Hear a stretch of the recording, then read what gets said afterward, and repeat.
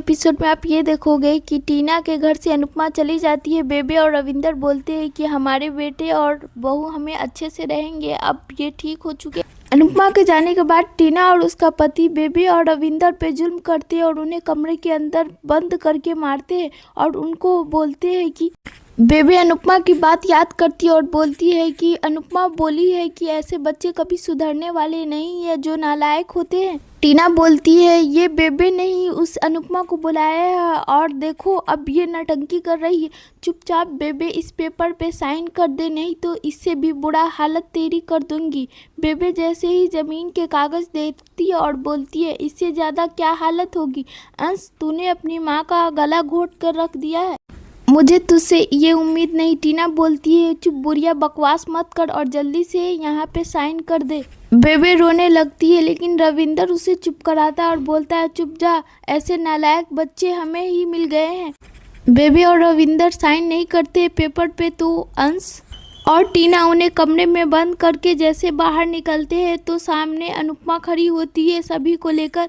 अनुपमा को देखकर टीना और अंश डर जाते हैं। अनुपमा बोलती है तूने अपने माँ बाप को कमरे में बंद करके उनके साथ जुल्म किया, इसकी तुझे तो सज़ा मिलेगी, और उन्हें चाटा मारने लगते हैं। अनुपमा टीना से दरवाज़ा खुलवाती है तो देखती है बेबे और रविंदर उसी रूम में होते हैं जो रो रहे होते हैं बैठकर।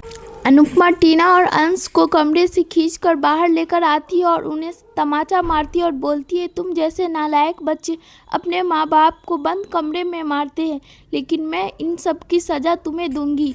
तुमने अपने माँ बाप को बंद कमरे में मारा, लेकिन मैं तुम्हें खुली आसमान के सामने मारूंगी। टीना बोलती है दीदी मुझे माफ़ कर दीजिए, मैंने कुछ भी ऐसा नहीं किया। अनुपमा बोलती है बेबे मैंने आपको बोला था ना, ये बच्चे कभी भी सुधरने वाले नहीं है। टीना और अंश अनुपमा से माफ़ी मांगते और बोलती है दीदी हमें माफ़ कर दीजिए। अंश बोलता है मम्मी मुझे बचा लो ना दीदी, हमें माफ़ कर दीजिए। अनुपमा बोलती है कि तुम दोनों ने अपने बुजुर्ग माता पिता को बंद कमरे में मार रखा था, तुम दोनों को तो इसका हिसाब देना ही होगा, पूरी दुनिया के सामने होगा और सबके सामने होगा। इस पे रविंदर और बेबे बहुत रोने लगते और बोलते हैं ये हमारे बच्चे कोई लायक के नहीं है। अब दूसरी तरफ आप ये देखोगे कि कोठारी हाउस में पता चल जाता है कि गहनों की अदला बदली किसने की। अंश और प्रेम जीतू को पकड़कर पराग कोठारी के सामने लाते हैं और बोलते हैं कि इससे पूछिए इसने गहने की अदला बदली क्यों की और असली गहने की जगह नकली गहने क्यों रख दिए। मोटी बात बोलती है टिंकू और अंश तुम दोनों को इतनी समझ में नहीं है, जीतू हमारे यहाँ लगभग 20 साल से काम कर रहे, वह ऐसा नहीं कर सकता। तुम दोनों से ज़्यादा तजुर्बा है इनके पास और तुम ऐसे बर्ताव कर रहे हो इनके साथ। प्रेम बोलता है मोटी बात, जब पापा की इज्जत की बात हो तो हम किसी से भी बदतमीजी कर सकते हैं। अंश तुम सारी बात इन्हें बताओ। अंश बताता है कि जहाँ पे हमने गहने रखे थे वहाँ पे सीसीटीवी कैमरा नहीं था, लेकिन जहाँ पे ये गहने अदली बदली हुई है वहाँ पे एक हिडन सीसीटीवी कैमरा था। जब हमने वहाँ जाकर चेक किया तो पता चला इन्होंने ही गहने की अदला बदली की है। हमने जो गहने रखे थे वो असली थे और उन्हें बदल दिया गया, वो नकली हो गए। ये बात सुनकर सभी शौक हो जाते हैं और सभी बोलने लगते हैं ये जीतू ने किया, ऐसा हम लोग सोच भी नहीं सकते।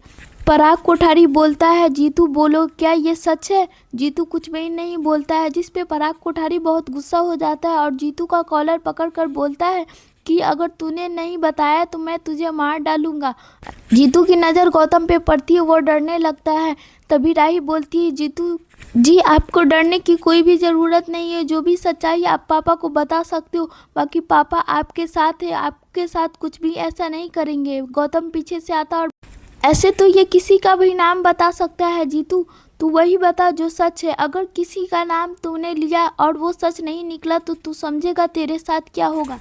जीतू डर के मारे रोने लगता है। आगे के अपडेट्स देखने के लिए हमारे चैनल को सब्सक्राइब